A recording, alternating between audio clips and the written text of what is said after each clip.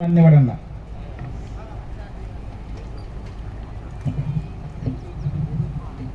विसावे विद्रोही मराठी साहित्य संमेलन नांदेड विद्रोही जीवन गौरव पुरस्कार माननीय कॉम्रेड प्राध्यापक तानाजी ठोंबरे। सप्रेम जय भीम, लाल सलाम, सत्य की जय हो। भारतीय समाज व्यवस्थेतील उच्च नीचतेचा व शोषक प्रवृत्तीचा रोगटपणा नाहीसा करण्यासाठी इतिहास काळात अनेक ध्येयवादी व्यक्तिमत्वे झटत राहिली, परंतु भारतीय समाज व्यवस्थेतील उच्च नीचतेचा व शोषक प्रवृत्तीचा रोगटपणा अजूनही पुरता संपलेला नाही। उलट हा रोगटपणा वाढत चाललेला दिसतो। अशा अवस्थेत स्वातंत्र्य, समता, न्याय व भगिनी बंधुभाव या मूल्यांची प्रस्थापना करण्यासाठी खूप लोकांनी पुढे येण्याची गरज आहे। आपण अशा कामात सतत पुढे असता याचा आम्हाला अभिमान वाटतो।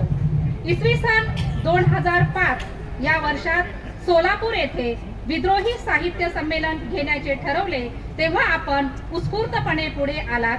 विद्रोही साहित्य संमेलनाच्या संयोजनाची धुरा स्वतःच्या खांद्यावर घेतली।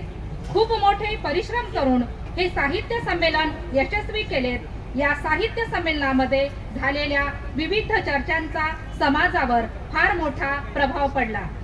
सोलापूर जिल्ह्यातील बार्शी येथे 2015 या वर्षी झालेल्या कॉम्रेड अण्णाभाऊ साठे साहित्य संमेलनात देखील आपण पुढाकार घेतला होता।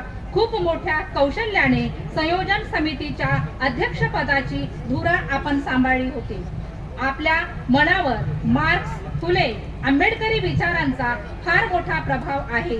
त्यामुळेच आपण कामगार, शेतकरी, विद्यार्थी व युवकांच्या जीवनात प्रगती घडवणाऱ्या चळवळीमध्ये सक्रिय असे योगदान दिलेले आहे।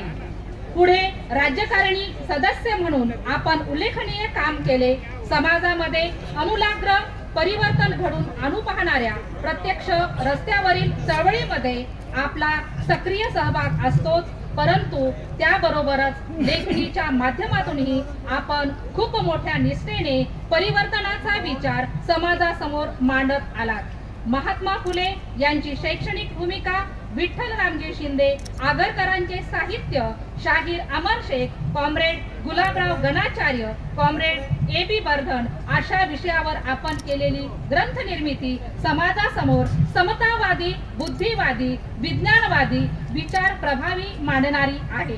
समतावादी चळवळीमध्ये आपण दिलेल्या मोलाच्या योगदानामुळेच नांदेड येथे होत असलेल्या 20व्या विद्रोही साहित्य संमेलनात आम्ही आपल्याला खूप मोठ्या आनंदाने विद्रोही जीवन गौरव पुरस्कार देत आहोत। आपल्याला उत्तम आरोग्य लाभो आणि इथून पुढल्या काळातही खूप मोठ्या कालखंडापर्यंत आपल्या हातून साहित्याची व मानवतेची सेवा घडत राहो ही सदिच्छा।